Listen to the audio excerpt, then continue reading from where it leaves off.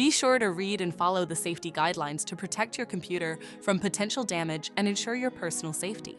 For more information about safety guidelines, see the owner's manual at dell.com/support.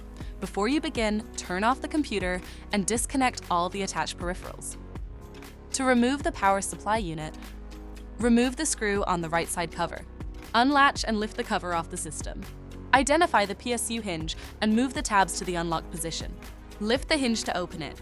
Identify the power supply unit and disconnect the cables. Flip the hinge back down. Disconnect the cables and remove the 2 screws. Unlatch and remove the 4 screws to lift the PSU out of the system.